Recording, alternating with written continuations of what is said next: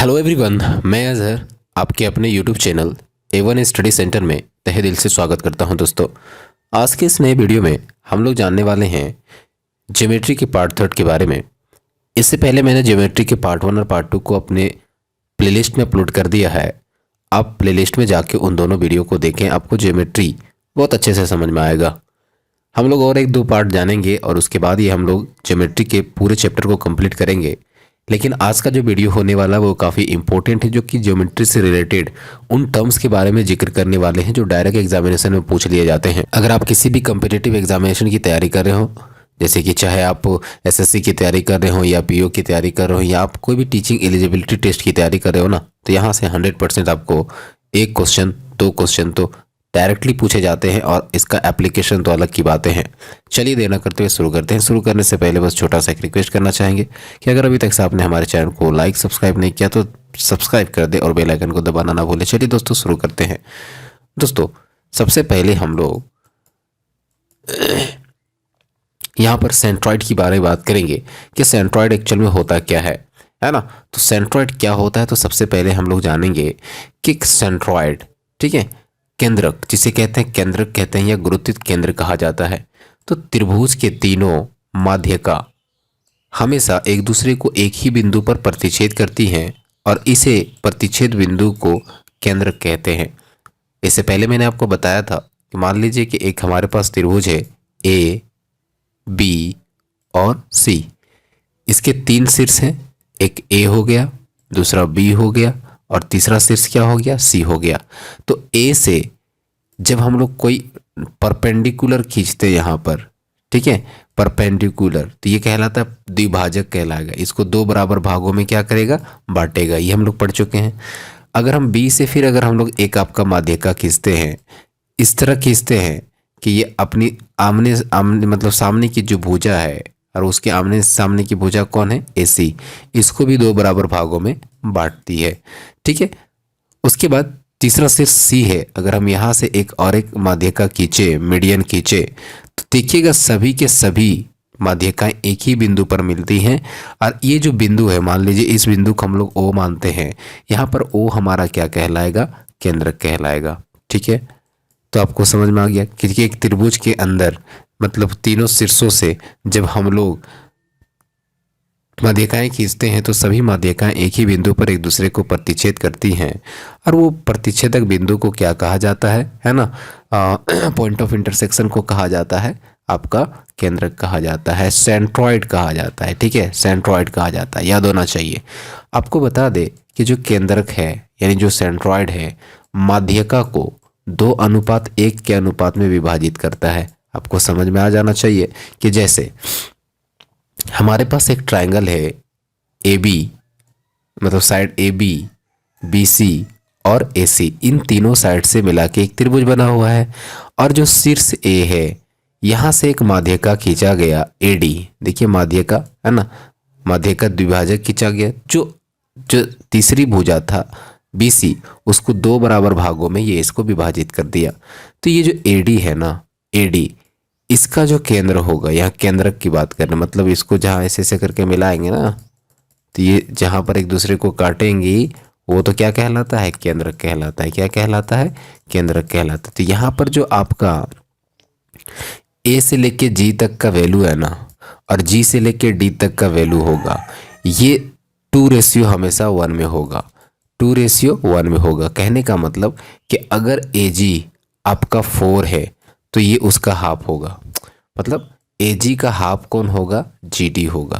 कोई दिक्कत है, केंद्रक से ये याद रखिएगा 2:1 का। मतलब ऐसा याद रखने का आसान तरीका है कि नीचे वाला जो छोटा पार्ट होगा ना उसका डबल होगा ऊपर वाला, ठीक है।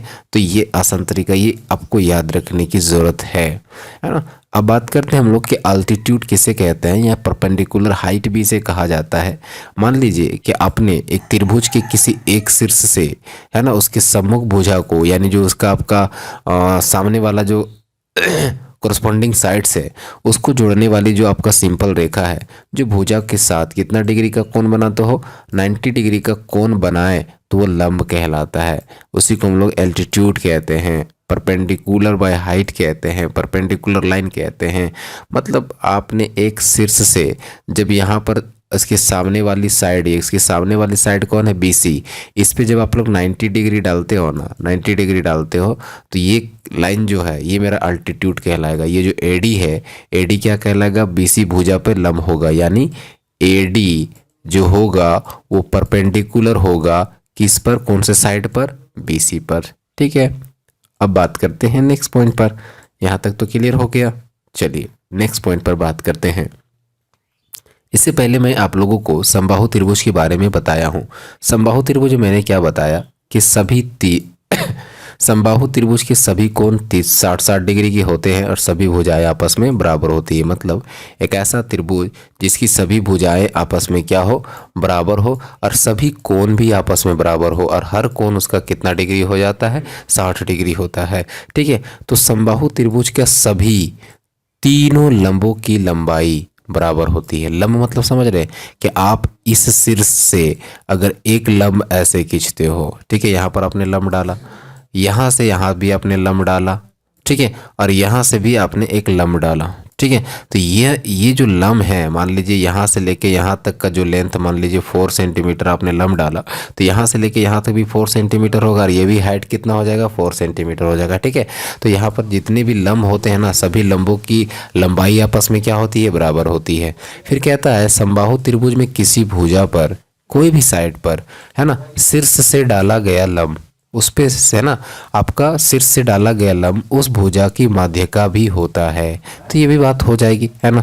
जैसे कहने का मतलब क्या है कि आपने एक समबाहु त्रिभुज लिया, समबाहु त्रिभुज के किसी एक भुजा पर, किसी भी एक भुजा पर, यानी कि है ना, in any one of the side, आप क्या करते हो, एक शीर्ष से अगर आप उस पर लंब डालते हो, आप यहाँ लंब डालते हो, तो लंब जो होगा ना उस भुजा का माध्यिका भी होता है, यानी ये लाइन क्या कहलाएगा, मीडियन भी कहलाएगा और अल्टीट्यूड भी कहलाएगा, है ना, समबाहु त्रिभुज के लिए। Is it clear, is it clear. चलिए बात करते हैं नेक्स्ट पॉइंट पर। हम लोग, हमारा नेक्स्ट पॉइंट क्या होगा देखते हैं। देखिएगा, समबाहु त्रिभुज पर जो केंद्रक है, समबाहु त्रिभुज में केंद्रक तथा लंब केंद्र एक ही बिंदु होता है, यानी उसका जो सेंट्रॉइड होता है और उसका जो परपेंडिकुलर का जो सेंटर होता है वो दोनों एक ही जगह पर होता है ना। उसके बाद देखिए, समबाहु त्रिभुज में दोनों सेम होता है, लेकिन समद्विबाहु में थोड़ा सा फर्क पड़ जाएगा। जैसे हम लोग समबाहु त्रिभुज एक ले लेते हैं, जैसे सभी भुजाएं आपस में बराबर है, तो जब यहाँ से हम लोग क्या करेंगे, त्रिभुज में केंद्रक, केंद्रक कैसे खींचते हैं आपको पता है ना। आपको मैंने क्या कहा था कि यहाँ से सभी शीर्षों से आप यहाँ पर आप क्या डालें, मीडियन डालें, माध्यिका डालें, तो सभी एक दूसरे को एक ही सेंटर पर काटती हैं, और ये सेंटर क्या कहलाता है, केंद्र कहलाता है। और लंब केंद्र क्या होता है, ये जो हम लोग लंब डालते हैं किसी एक साइड पर, किसी एक शीर्ष से, है ना, यहाँ से भी जब लंब डालेंगे तो सभी के सभी एक ही, सभी ये लाइन जो होते हैं, ये जो लाइन है ये आपस में क्या होते हैं, इक्वल होते हैं। अभी मैंने पढ़ा है ना कि ये सभी जो डिस्टेंसेस होंगी परपेंडिकुलर लाइन का लेंथ आपस में बराबर होगा, और जब लेंथ बराबर होगा तो सभी के सभी एक ही बिंदु पर एक दूसरे को इंटरसेक्ट करेंगी, है ना। तो उसका केंद्रक भी और उसका लंब केंद्र, मतलब ये जो लाइन आप परपेंडिकुलर डालते हैं उसका जो सेंटर होगा वो भी एक ही जगह पर होगा। ठीक है, उसके बाद क्या कहता है यहाँ पर कि समद्विबाहु त्रिभुज की बात करें, समद्विबाहु त्रिभुज में, है ना, जिसका दो भुजाएं बराबर, मान लीजिए कि ये भुजा और ये भुजा आपस में बराबर है, यानी कौन भुजा, आपका AB और दूसरी भुजा कौन, AC, ये दोनों आपस में बराबर है। तो जब बराबर है तो इसके आमने सामने के कोण भी आपस में बराबर होंगे, यानी यहाँ पर जो एंगल C बना हुआ है वो और एंगल B, ये एंगल, ये दोनों आपस में क्या हो जाएंगे, बराबर हो जाएंगे, क्योंकि सम्मुख कोण जो होते हैं, बराबर भुजाओं के सम्मुख कोण आपस में भी बराबर होंगे। अब यहाँ से हम लोग एक लाइन डालते हैं, मान लीजिए परपेंडिकुलर लाइन डाले, ठीक है, यहाँ पर 90 डिग्री हो गया, तो इसको हम लोग क्या कहेंगे, ये जो लाइन AD है इसको हम लोग क्या कहते हैं, एल्टीट्यूड कहते हैं। क्या कहते हैं, अल्टीट्यूड कहते हैं, यानी हाइट बोलिए परपेंडिकुलर बोलिए, ठीक है, ये आपका एल्टीट्यूड कहलाएगा, है ना, यानी ये लंब कहलाएगा। AD हमारा लंब है।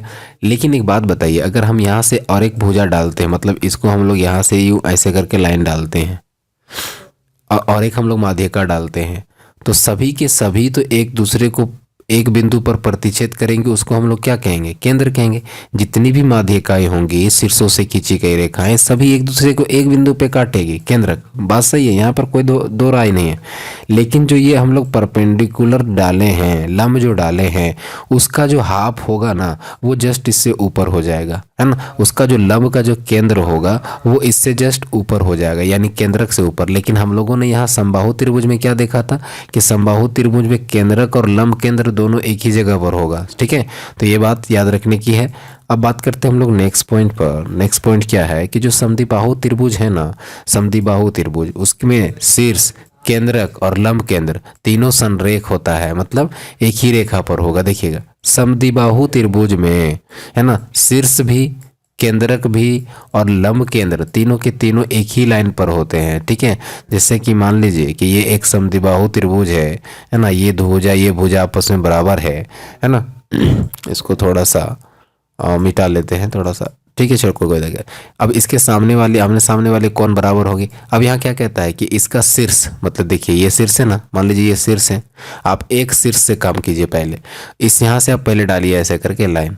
तो एक बात बताइए कि यहाँ पर इसका तो केंद्रक यहाँ हो जाएगा, क्योंकि मान लीजिए यहाँ से आप ऐसे डालते हैं, यहाँ से भी एक माध्यिका डालते हैं, यहाँ से भी माध्यिका डालते हैं, तो केंद्रक तो यहाँ, लेकिन इसका केंद्र यहाँ होता है। तो देखिए शीर्ष को मान लीजिए चलिए ए, इसको मान लेते हैं बी, और ये क्या मान लेते हैं सी। तो जो केंद्रक है और जो आपका लंब केंद्र है और आपका जो शीर्ष है, तीनों का तीनों एक ही लाइन पे है कि नहीं। तो इसको कहते हैं हम लोग क्या, तीनों संरेख होता है, कोलिनियर होता है, ठीक है। उसके बाद नेक्स्ट में क्या कह रहा है, ध्यान दीजिए। नेक्स्ट में क्या कह रहा है हम लोगों का कि जो लंब केंद्र है ना, यानी जो आपका परपेंडिकुलर का जो सेंटर है और जो माध्यिका है यानी मीडियन है, उसको जोड़ने वाली रेखा अगर किसी भुजा को 90 डिग्री पर काटती है ना, 90 डिग्री अगर कोण बनाए या भुजा को दो बराबर भागों में बांटे, तो समद्विबाहु त्रिभुज होगा। कौन सा त्रिभुज होगा, समद्विबाहु त्रिभुज, है ना। याद रखिएगा कि लंब केंद्र और माध्यिका को जोड़ने वाली रेखा, यानी जैसे मान लीजिए ये त्रिभुज है और आपने यहाँ से एक लंब डाला, ये वाला आपने एक लंब डाला, अगर ये वाला का लंब केंद्र और आपका केंद्रक, ये दोनों को जोड़ने वाला अगर यहाँ 90 डिग्री बना दिया, तो समझ जाइए कि ये वाला क्या है, आपका समद्विबाहु त्रिभुज है, ठीक है। अब बात करते हैं हम लोग नेक्स्ट पे। नेक्स्ट क्या कह रहा है कि विषमबाहु त्रिभुज, यानी जो आपका स्केलन जो ट्रायंगल होते हैं उसमें शीर्ष, केंद्र और लंब केंद्र, है ना, तीनों एक ही रेखा पर नहीं होते हैं, एक ही रेखा पर नहीं होते हैं। आपको बताया था कि जो न्यून कोण त्रिभुज होता है जिसमें प्रत्येक कोण 90 डिग्री से कम होते हैं, जैसे कि एक समबाहु त्रिभुज की बात कर ले तो समबाहु त्रिभुज एक हमारा न्यून कोण त्रिभुज कहलाएगा। उसमें जो लंब केंद्र होता है ना, लंब केंद्र होता है त्रिभुज के अंदर ही होता है, तो ईजी है ना, कि उसका लंब केंद्र त्रिभुज के अंदर ही होता है। लेकिन समकोण त्रिभुज जो होता है ना, उसमें लंब केंद्र समकोण बनाने वाले शीर्ष होता है, ठीक है। चलिए बात करते हैं हम लोग नेक्स्ट पॉइंट पर। जैसे कहने का मतलब मैंने यहाँ क्या कहा आपको कि जो समकोण त्रिभुज है उसमें जो लंब केंद्र है, लंब केंद्र का मतलब जो आप परपेंडिकुलर डाले हैं, है ना, उस समकोण बनाने वाला शीर्ष होता है। जैसे मान लीजिए कि आपका ये एक समकोण त्रिभुज है ABC, तो इसका देखिएगा यहाँ पर आपका ये जो कहलाएगा ना, यानी जहाँ से आप लंब डालते हो वो आपका क्या कहलाएगा, लंब केंद्र कहलाएगा, ठीक है। तो लंब केंद्र से यहाँ पर हम लोगों ने ऐसे डाला, तो यहाँ पर कितना डिग्री एंगल बनाएगा, 90 डिग्री बनाएगा, है ना। समकोण त्रिभुज में जो लंब केंद्र है समकोण बनाने वाला शीर्ष होता है, ठीक है, समकोण बनाने वाला ही शीर्ष होता है। तो याद रखिएगा कि जब समकोण त्रिभुज में आपका लंब केंद्र कौन होगा, लंब केंद्र कौन होगा, जहाँ समकोण बन रहा है ना उसी का शीर्ष आपका हो जाएगा क्या, लंब केंद्र। याद रखिएगा, ये बात याद रखने की बहुत ज़रूरी है ना। चलिए बात करते हैं नेक्स्ट पॉइंट पर। हमारा नेक्स्ट पॉइंट क्या है, देखिए आपको मैंने क्या कहा था कि अभी समकोण त्रिभुज के बारे में बात कहा था, और जो न्यून कोण त्रिभुज में जो आपका लंब केंद्र था वो त्रिभुज के अंदर ही होता है। लेकिन अगर अधिक कोण त्रिभुज की बात करें जिसमें से आपका हर एक साइड में आपका एंगल 60 मतलब 90 डिग्री से ज़्यादा बनता हो, तो लंब केंद्र जो होता है ना त्रिभुज के बाहर होता है। जैसे मान लीजिए हमारे पास एक त्रिभुज है AB और ये क्या C, स्केलन है ना। मान लीजिए स्केलन सभी भुजा आपस में सब बराबर नहीं है, तो एक बात बताइए, यहाँ पर तो आपका 90 डिग्री से कम है, यहाँ 90 डिग्री से कम है, लेकिन ये तो 90 डिग्री से ज़्यादा है।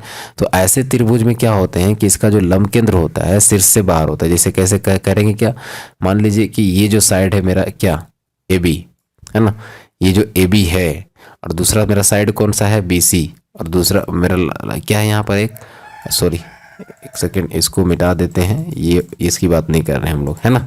तो यहाँ पर हम लोग का एक साइड क्या है, ए सी, है ना, 3 साइड हो गए। अब क्या करना होता है हम लोगों को यहाँ पर कि ये जो साइड ए बी है, यहाँ से हम लोग को क्या करना पड़ेगा, इसको बढ़ाना पड़ेगा। ये जो शीर्ष ए है ना, इसको आपको नीचे बढ़ाना पड़ेगा, ठीक है, ऐसे करके बढ़ाना पड़ेगा। और यहाँ जो सी है, ये बी सी जो है, इसको भी आपको पीछे बढ़ाना पड़ेगा। तो ये एक दूसरे को एक 90 डिग्री पे इंटरसेक्ट करेगा, ठीक है। उसके बाद आपका ये जो साइड है ना, ये इसको भी इधर आगे बढ़ाइए और इसको भी इधर आगे बढ़ाइए, तो ये भी एक दूसरे को इंटरसेक्ट करेगा यहाँ पर 90 डिग्री पे, है ना। उसके बाद क्या होता है कि ये जो पॉइंट, कॉमन पॉइंट मिला, यहाँ से भी हम लोग एक ऐसे डाल देंगे। तो देखिए इन दोनों का ये वाला सबका एक क्या हो गया, ये केंद्रक बिंदु हो गया, है ना। तो इस तरह से जो इसका लंब बिंदु हो गया, देखिए लंब केंद्र हो गया, है ना, इस पर लंब डालेंगे, है ना, इस भुजा पे लंब डालेंगे ना। तो यहाँ से तो लंब डालना आसानी नहीं था, जैसे हम सिंपल सी बात आपको समझा दे रहे हैं कि आपको हर भुजा पर लंब डालना है, हर शीर्ष पर। जैसे मान लीजिए कि आपका शीर्ष ए है, यहाँ से आपको बी सी पे परपेंडिकुलर डालना है। तो अगर हम यहाँ से, ये वाला तो परपेंडिकुलर होगा नहीं, तो हमको क्या करना पड़ेगा, इस बी सी को थोड़ा पीछे बढ़ाना पड़ेगा और यहाँ पर लंब डालना पड़ेगा। तो चलिए हम लोग यहाँ लंब डाल दिए ना। उसके बाद मान लीजिए कि आप क्या करोगे कि ये जो साइड बी सी है, ये जो साइड बी सी है, इस पे मतलब आपने बी सी पे तो परपेंडिकुलर डाल लिया। अब मान लीजिए कि आपके पास कौन सा साइड है, ए सी, है ना। तो ए सी पे परपेंडिकुलर डालना है, कहाँ से, बी से। तो चलिए बी से हम लोगों ने यहाँ से परपेंडिकुलर डाल दिया, ये इजी हो गया यहाँ तक। उसके बाद देखिए यहाँ पर हम लोग ए से बी सी पे डाल लिए, बी से ए सी पे डाल लिए। अब कहाँ से डालेंगे, सी से हमको डालना है परपेंडिकुलर, ठीक है। तो सी से डालेंगे किस पे, ये मान लीजिए कि ए बी पे डालना है। तो ए बी पे डालना है तो ए बी को तो आगे बढ़ाना पड़ेगा ना। तो ए बी को आगे बढ़ा लिया, तो यहाँ से ऐसे करके परपेंडिकुलर डाल दिया, ठीक है। तो यहाँ पर परपेंडिकुलर हो गया, तो सभी जगह परपेंडिकुलर डाल दिए। तो देखिए तो सभी परपेंडिकुलर एक दूसरे को कहाँ पर मिल रही हैं, आप गौर से देखिएगा। तो सभी परपेंडिकुलर को जरा गौर से देखिए। यहाँ पर सबसे पहले जो आपका परपेंडिकुलर, देखिए ये यहाँ से जो परपेंडिकुलर लाइन डालें ये, और यहाँ से जो परपेंडिकुलर लाइन डाले ये, और आप सी से भी परपेंडिकुलर लाइन डाले ऐसे। देखिए सबको आगे बढ़ाने से यहाँ पर मिल रहा है, तो जिस जगह पर मिला वही क्या कहलाएगा, हमारा लंब केंद्र कहलाएगा। क्या कहलाएगा, वो लंब केंद्र कहलाएगा, आपका परपेंडिकुलर सेंटर कहलाएगा, ठीक है। तो आइए आपको समझ में आएगा कि अधिक कोण जो त्रिभुज होता है, उसमें जो आपका परपेंडिकुलर पॉइंट जो होता है, आपका जो लंब केंद्र होता है, वो सेंटर से कहाँ होता है, बाहर होता है, ठीक है। चलिए आई होप आपको बात समझ में आ गई होगी। अब हम लोग बात करते हैं नेक्स्ट बिंदु पर कि एंगल बायसेक्टर क्या होता है। आपको बताया था इससे पहले भी कि अगर कोई भी शीर्ष से अगर आप एक ऐसी रेखा खींचते हो जो उस कोण को 2 भागों में बांटता हो, जैसे मान लीजिए ए है, तो ए के सम्मुख भुजा कौन है, उसका सम्मुख भुजा कौन है, बी सी। तो अगर आप यहाँ पर ऐसे एक रेखा डालते हो कि जो शीर्ष है, शीर्ष में बनने वाले कोण को 2 बराबर भागों में बांट दे, तो वो कोण अर्धक कहलाता है। तो यहाँ पर मेरा अगर यहाँ ए डी लिखेंगे, तो यहाँ जो ए डी है ना, वो एंगल ए को क्या कर रहा है, 2 बराबर भागों में बांट रहा है, तो वो कोण अर्धक कहलाएगा, ठीक है। और आपको बता दें कि जो समबाहु त्रिभुज होता है उसमें सभी तीन अर्धक समान लंबाई के होते हैं। तो या जितने भी हम लोग समबाहु त्रिभुज देखे थे, इसमें जितने भी यहाँ 60 डिग्री का बनता है, यहाँ 60 डिग्री का बनता है, यहाँ 60 डिग्री का, है ना। तो मान लीजिए इसका हम लोग अर्धक खींचते हैं, ठीक है। तो 30-30 डिग्री में इसको बांटे, फिर यहाँ से एक अर्धक खींचे, 30-30 डिग्री में बांटे, इसको भी एक अर्धक खींचे। तो इसका तो यहाँ लंब केंद्र और केंद्रक तो सेम होगा, लेकिन ये इनकी लंबाई भी आपस में क्या होगी, बराबर। और ये जितने भी लाइन हैं ये आपके क्या कहलाएंगे, अर्धक, कोण अर्धक भी कहलाएंगे, है ना। तो आपको बता दें कि जितने भी अर्धक होते हैं सबकी लंबाई क्या होती है, समान होती है। समबाहु त्रिभुज में जो कोण अर्धक होते हैं, लंब और माध्य का एक ही रेखा होता है ना। अरे एक ही रेखा होता है, यहाँ पर जो एक ही बिंदु पर होता है। समद्विबाहु त्रिभुज में 2 समान कोणों का अर्धक लंबाई का होगा, और दूसरा जो असमान होगा उसका भुजा का लंबा, है ना, उस भुजा पर लंब एवं मध्य का होता है। देखिए इसका कहने का मतलब क्या है कि अगर आपने एक समद्विबाहु त्रिभुज लिया, समद्विबाहु त्रिभुज का मतलब जिसकी 2 भुजाएं आपस में बराबर हो, तो वहाँ पर क्या होता है, ध्यान दीजिएगा। सबसे पहले क्या है ना कि इन्होंने क्या कहा कि 2 समान कोणों के कोण का अर्धक। सबसे पहले मान लीजिए कि एक त्रिभुज मेरा समद्विबाहु त्रिभुज है ए बी सी, क्या है, ए बी सी। तो इसमें जो साइड मान लेते हैं ए बी जो है वो किसके बराबर है, ए डी ए सी का, है ना। ए बी किसके बराबर है, ए सी का। तो इसके सामने सामने वाला कोण भी क्या होगा, बराबर होगा। जब आपस में बराबर होगा तो इसका अर्धक खींचेंगे। देखिए अर्धक खींचेंगे, ऐसे एक लाइन मैंने बी डी खींचा तो इसको दो बराबर भागों में बांट दिया गया, दो बराबर भागों में बांट दिया गया। उसके बाद सी से हम लोगों ने एक अर्धक खींचा, कोण अर्धक खींचा सी ई, जो इसको भी दो बराबर भागों में बांट दिया। देखो यहाँ कोण को दो बराबर भागों में, ये दोनों एक दूसरे को एक बिंदु पर प्रतिच्छेद करेंगे, ठीक है, एक दूसरे पे बिंदु पर प्रतिच्छेद करेंगे। तो और हाँ, ये दोनों अर्धक की लंबाई क्या होगी, बराबर, क्योंकि यहाँ कोण क्या था, बराबर, ठीक है। लेकिन ये कोण तो अलग था, इसका हाइट अलग होगा, इसका हाइट अलग होगा, ठीक है। तो यहाँ कहता है क्या कि जो असमान कोण का अर्धक विपरीत भुजा यानी इसका जो ऑपोजिट साइड है, तो इसका ऑपोजिट साइड कौन है, BC, इस पे लंब होता है यानी परपेंडिकुलर होता है, और वही आपका एल्टीट्यूड कहलाएगा, माध्यिका कहलाएगा, यानी हाइट कहलाएगा, यही हाइट कहलाएगा, ठीक है। समझ रहे मेरी बात। तो असमान भुजा की तरफ जो आपका लाइन खींचेंगे वही आपका परपेंडिकुलर होगा, वही हाइट कहलाएगा, ठीक। अब देखिएगा विषमबाहु त्रिभुज में सभी बिंदु जो होते हैं, सभी अर्धक जो होते हैं वो असमान लंबाई के होते हैं। याद रखिएगा, जो स्केलर ट्रायंगल होता है उसमें जितने भी आपके एंगल बाइसेक्टर्स होंगे सभी का हाइट आपका एक दूसरे के अलग अलग होगा। अर्धक हमेशा त्रिभुज के अंदर स्थित होते हैं। सभी तीन अर्धक एक बिंदुगामी कनकरेंट होता है ना। फिर कहता है नेक्स्ट पॉइंट पर कि यहां पर ध्यान दीजिएगा, नेक्स्ट पॉइंट हमारा क्या है, इन सेंटर। ये क्वेश्चन पूछा गया, डायरेक्ट पूछा गया, सभी तीन अर्धकों का प्रतिच्छेद बिंदु अंतः केंद्र कहलाता। देखिए सभी अर्धकों का यानी एंगल्स को बाइसेक्ट करो। हम लोग डायरेक्ट लाइन अगर हम लोग डायरेक्ट वहां पर क्या करते थे, एंगल को बाइसेक्ट नहीं करते थे। जैसे मान लीजिए कि ट्रायंगल है और ट्रायंगल से आपने शीर्षों से लंब डाला, शीर्षों से क्या डाला, लंब डाला, ऐसे करके यहाँ से भी लंब डाला आपने, ठीक है, और यहां से भी आपने क्या डाला, लंब डाला। तो ये जो पॉइंट कहलाता था केंद्र कहलाता था। लेकिन यहां पर हम लोग क्या करेंगे, एंगल को बाइसेक्ट करता हुआ लाइन खींचेंगे। देखिए इस एंगल को बाइसेक्ट करता हुआ एक लाइन खींचे, इस एंगल को यानी ये वाला एंगल को बाइसेक्ट करता हुआ एक लाइन खींचे, ये एंगल को बाइसेक्ट करता हुआ ये कोण अर्धक है, एक दूसरे को जहां पर मिलेंगे उसको इंसेंटर कहते हैं, अंतः केंद्र कहते हैं। क्या कहा जाता है उसे, अंतः केंद्र कहा जाता है। अब बात करते हैं नेक्स्ट पॉइंट पर।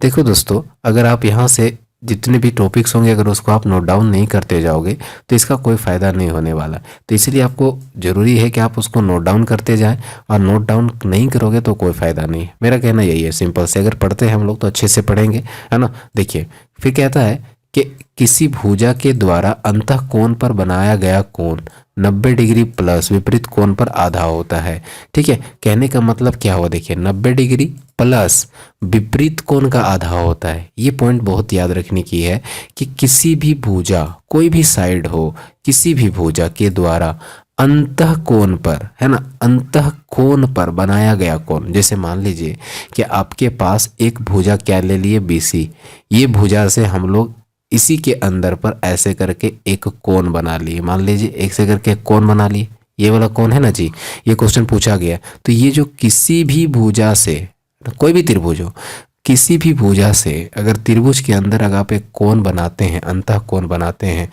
तो वो बनाया गया कोण, है ना, वो बनाया गया कोण यानी ये जो एंगल I है वो किसके बराबर होगा, यानी BIC जो होगा। अगर ये एंगल निकालना होगा ना तो ये जो एंगल होगा, ये जो एंगल होगा इसको पहले हाफ करोगे, यानी हाफ करोगे एंगल A को, क्या करोगे, हाफ करोगे, और उसमें कितना और जोड़ दोगे, 90 डिग्री। कितना जोड़ दोगे, 90 डिग्री। तो आपका आंसर आ जाएगा ये वाला। सबसे आसान तरीका है, जैसे मान लीजिए कि ये एंगल आपका है, ये एंगल आपका है 40 डिग्री। मान लीजिए कि ये एंगल आपका कितना डिग्री दिया हुआ, 40 डिग्री, ये एंगल 40 डिग्री। तो इसको फाइंड आउट करो, डायरेक्ट ऐसे दे देगा क्वेश्चन।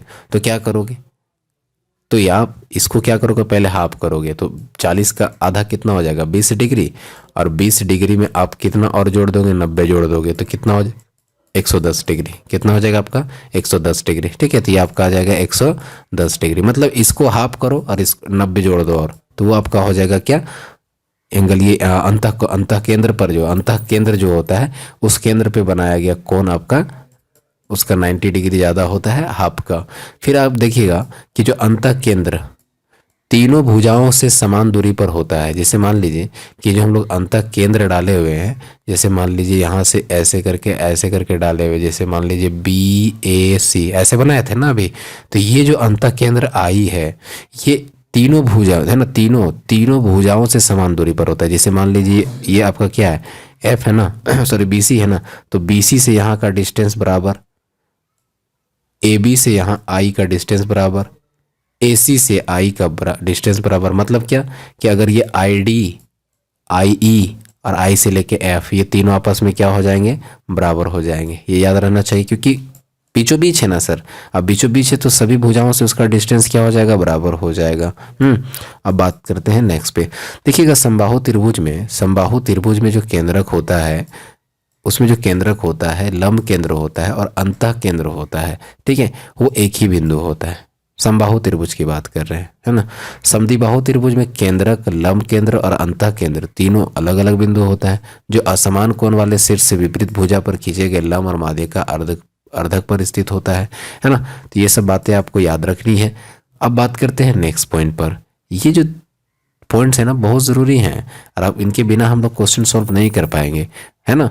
देखिए समद्विबाहु त्रिभुज में केंद्रक, लंब केंद्र और अंतः केंद्र, जैसे मान लीजिए आपके पास एक समद्विबाहु त्रिभुज है ना, ये भुजा बराबर है, तो ये कोण और ये कोण आपस में क्या हो जाएगा, बराबर हो जाएगा, है ना। मान लीजिए ये A है, BC, तो उसमें केंद्रक पहले पता करेंगे। केंद्रक किसको कहते हैं, इसमें जो आपके शीर्षों से खींचे गए जो आपके रेखाएं हैं, वो रेखाएं एक दूसरे पर एक ही बिंदु पर काटती हैं, उसको हम लोग केंद्रक कहते हैं।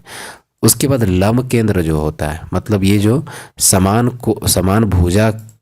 समान भुजा को छोड़ के उसका जो ऊपर वाला शीर्ष है ना, यानी जो समान कोण के आमने सामने, जैसे समान कोण ये है और ये समान कोण है, तो इसको छोड़, इसके सामने कौन सा भुजा है, AC, और ये और एक समान कोण कौन था, C, इसके सामने कौन है, AB, तो ये दोनों को छोड़ के, है ना, जो साइड बचा कौन, BC, इसके सामने वाला आपका क्या हो जाएगा, यहाँ से हम लोग डालेंगे क्या, यहाँ से लंब डालेंगे, तो ये आपका लंब केंद्र देखिए ऊपर आएगा, थोड़ा सा क्या कहलाएगा, ऊपर आएगा, है ना। लंब केंद्र का मतलब ये जो लंब डाले है ना उसका हाफ यहाँ पर, वो जस्ट इससे जस्ट ऊपर आ जाएगा। फिर अंतः केंद्र किसको कहते हैं, तो अंतः केंद्र मैंने क्या कहा था,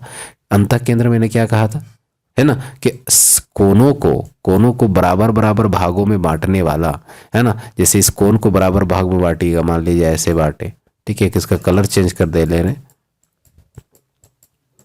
देखिए आप इस कोन को बराबर भागों में बांटिए, तो बराबर भागों में बांटने के लिए ऐसे आपने लाइन खींचा, ठीक है, और इसको भी बराबर भागों में बांटने के लिए आपने ऐसे लाइन खींचा, और इसको भी बराबर भागों में, इस कोन को बराबर भागों में बांटने के लिए आपने यूं खींचा, ठीक है। तो ये पॉइंट आपको इन दोनों से अलग मिलेगा। ये सब पॉइंट पहले था इधर, ये पॉइंट इधर था, ये तीनों के तीनों पॉइंट अलग मिलेंगे लेकिन एक ही रेखा में मिलेंगे, ठीक है।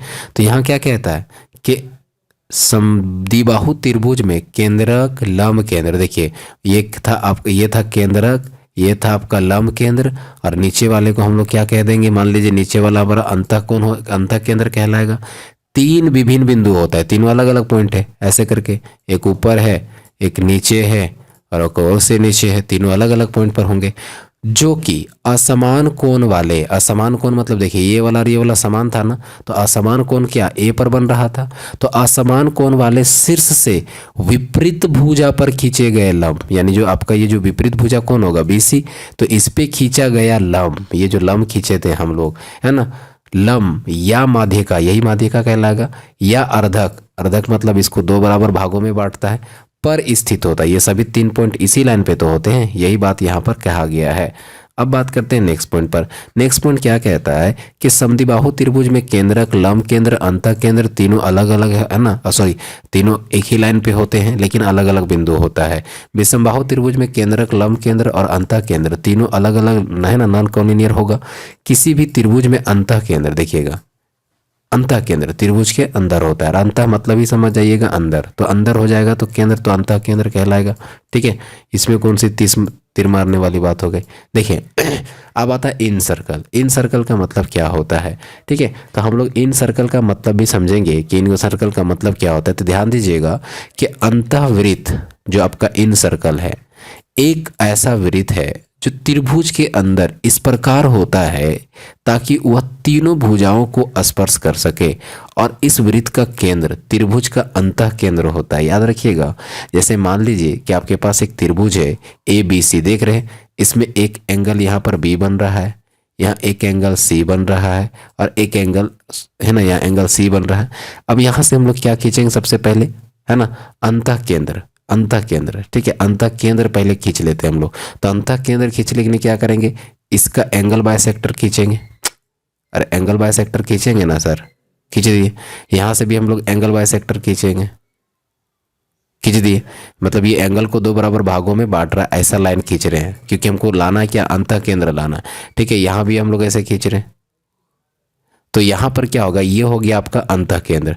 अब यही अंतः केंद्र से आप एक भुजा तक माप लो, रेडियस ले लो, है ना, त्रिज्या ले लो, और आप एक सर्कल बना दो। क्या बना दो, एक सर्कल बना दो। तो ये जो सर्कल बनेगा जो हर भुजा को टच करेगा, और यहाँ पर याद रखिएगा कि इस जगह से यहाँ पर डिस्टेंस जो हम लोग लेंगे वो 90 डिग्री होगा, क्योंकि देखिएगा पढ़िएगा अब 10 क्लास में जो 10.1 थ्योरम है ना सर्कल वाले चैप्टर में, कि जो भी टेंजेंट होता है उस पे आपका सेंटर से खींचा गया लाइन यहाँ पर 90 डिग्री बनाता है। तो अभी यहाँ गौर से देखिए, तो यहाँ देखने से आपको क्या पता चल रहा है, यहाँ देखिए गौर से कि ये सबसे पहले तो ए बी जो है ये सर्कल पे टेंजेंट हो जाएगा, और ये आपका सेंटर हो जाएगा। और सेंटर से अगर हम लोग यहाँ पर त्रिज्या खींचेंगे तो यहाँ कितना डिग्री का एंगल बनेगा, 90 डिग्री।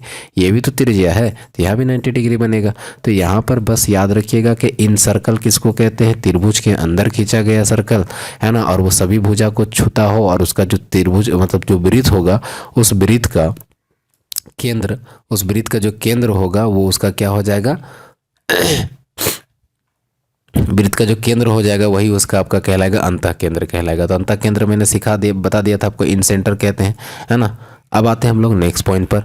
नेक्स्ट पॉइंट क्या है कि ये क्षेत्रफल से रिलेटेड है। आपको याद रखिएगा जो अंतः त्रिज्या है ना, अंतः त्रिज्या, जैसे अभी हम लोग ऐसे करके एक ट्रायंगल लिए, उसके बाद यहाँ से एक सर्कल हम लोग ऐसे खींचे जो सभी भुजाओं को छू रहा था ना जी, और यहाँ पर इसका अंतः केंद्र ही था, यहाँ से डाले थे 90 डिग्री, तो इसको कहते हैं अंतः त्रिज्या। क्या कहते हैं, अंतः त्रिज्या कहते हैं। तो अगर आपको अंतः त्रिज्या निकालना होगा ना, तो इस त्रिभुज का क्या निकाल लेना, क्षेत्रफल निकाल लेना, और त्रिभुज का क्या निकाल लेना है, अर्ध परिमाप। क्या निकाल लेना है, अर्ध परिमाप। और अर्ध परिमाप कैसे निकालते हैं, हीरोन फॉर्मूला पढ़े होंगे, अर्ध परिमाप इक्वल टू सभी साइड को जोड़ दो, a + b + c, है ना, और उसको हाफ कर दो। ये अर्ध परिमाप निकालने का तरीका होता है, और इसका क्षेत्रफल भी निकाल लीजिए, है ना। तो इससे आपका अंतः त्रिज्या निकल जाएगा। क्या निकल जाएगा, अंतः त्रिज्या निकल जाएगा। अब हम लोग नेक्स्ट वीडियो पे फिर बात करेंगे कि कैसे कैसे आपको इससे रिलेटेड और इम्पोर्टेंट टॉपिक्स के बारे में जानेंगे। आप देख पा रहे होंगे यहाँ पर टोटल पेज कितने हैं, 40 हैं। अभी तक से हम लोगों ने 13 कंप्लीट किए हैं, तो और हम लोगों को और 13 पेज कंप्लीट करने पड़ेंगे। उसके अलावे कुछ 1-2 और वीडियो लगेंगे, कंप्लीट हो जाएगा चैप्टर। आई होप इतना आपको समझ में आ गया होगा। आज के लिए इतना ही, इजाज़त दीजिए। सत श्री अकाल, अस्सलाम वालेकुम, धन्यवाद, जय हिंद।